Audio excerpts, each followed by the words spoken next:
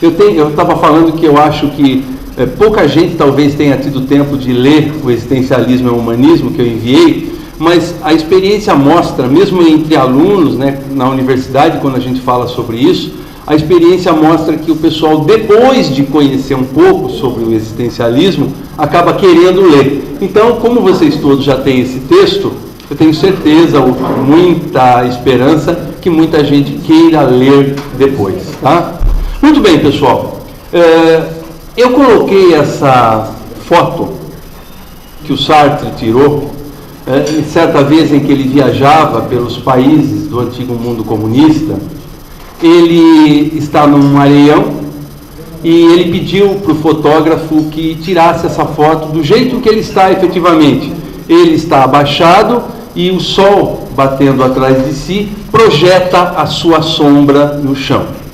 Essa projeção da sombra é praticamente o conceito que o Sartre tem do existencialismo e tudo aquilo que a gente vai tentar falar hoje para vocês. Porque existencialismo, para ele ser entendido, a gente tem que pensar numa palavra muito importante, que é projeto. Ele está projetando a sombra dele no mundo, está fazendo uma analogia com o que o existencialismo diz, que é projetar a nossa vontade no mundo. Então vamos lá. Vocês acabaram recebendo um livro por e-mail. Esse livro tem algumas fórmulas, né? Esse livro tem algumas fórmulas, tem algumas frases de efeito. O Sartre adorava fazer essa frase de efeito. Ele era, antes de filósofo, um escritor, dramaturgo, literato. Ele escreveu obras belíssimas, como, por exemplo, A Náusea, um romance. Ele escreveu As Moscas, peça teatral, em que ele coloca a sua visão existencialista. E essa habilidade que ele tinha de fazer as pessoas se encantarem com algum tema, ele vai trazer para a sua obra filosófica. Só que aí a coisa complica. A obra filosófica do Sartre fica muito difícil, porque aí ele começa a usar todo o seu potencial de grande filósofo para enveredar por um caminho muito interessante, porém bastante árido. Então é muito comum. Aliás, aconteceu, né, por volta dos final dos anos 30, 40, quando ele lançou seus primeiros romances na França.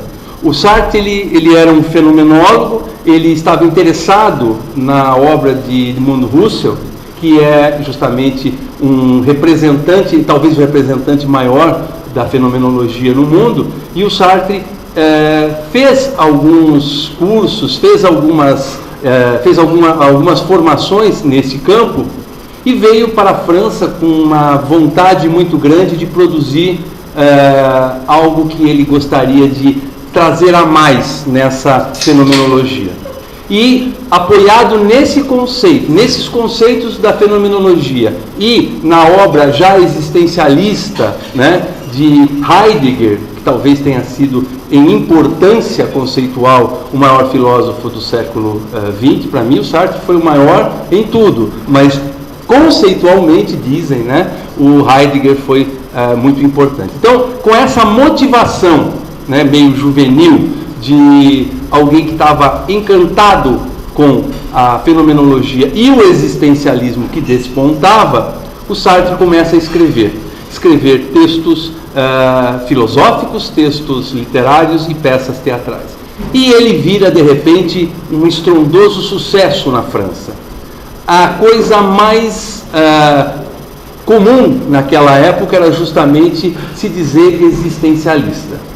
Todo mundo virou existencialista, porque leu, né, A Náusea, porque assistiu As Moscas, porque encontrou no existencialismo uma proposta libertadora, então todo mundo virou existencialista. Era uma moda muito grande. E aí o que o Sartre faz? O Sartre lança seu primeiro livro conceitual, na verdade o segundo livro conceitual, mas o primeiro sobre as bases do seu existencialismo.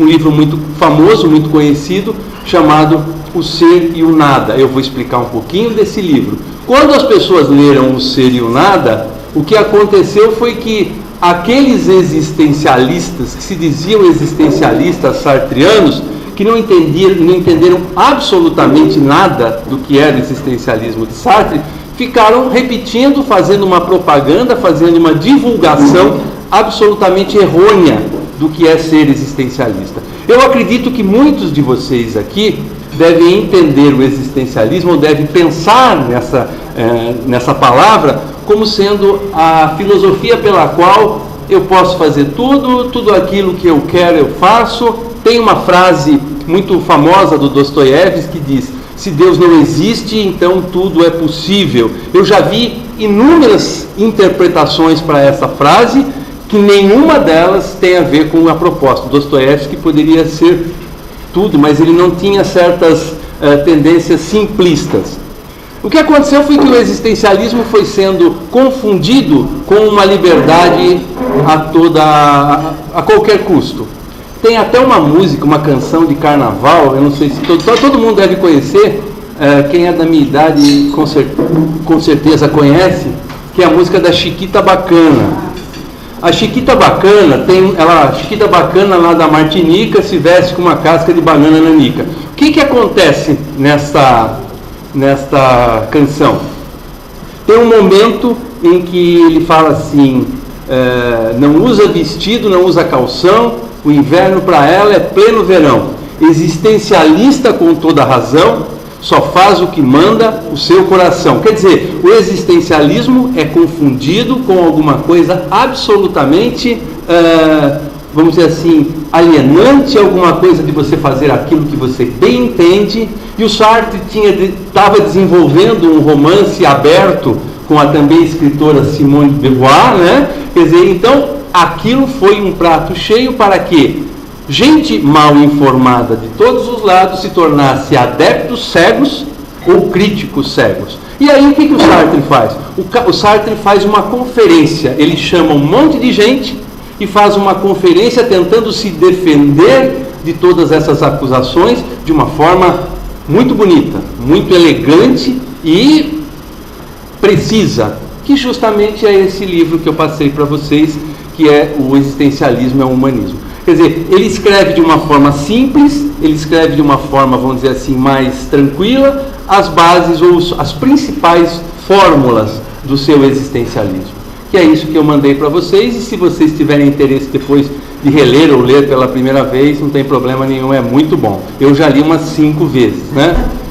Mas a obra efetivamente do Sartre é o ser e o nada. Então vamos começar com algumas situações aqui.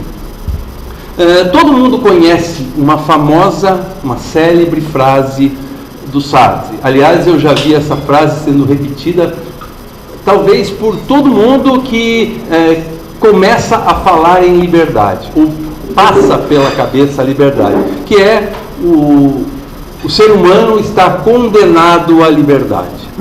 O que significa estar condenado à liberdade? O que quer dizer isso? O Sartre teria dito isso para confundir as pessoas, porque é um paradoxo, né? Como é que eu posso estar condenado a ser livre? Condenação é uma coisa que me impede de fazer aquilo que eu desejo, e liberdade é justamente eu fazer aquilo que eu quero. E o Sartre, que gostava muito dessas frases bombásticas, eu vou falar mais algumas depois, ele faz isso de propósito. Por quê?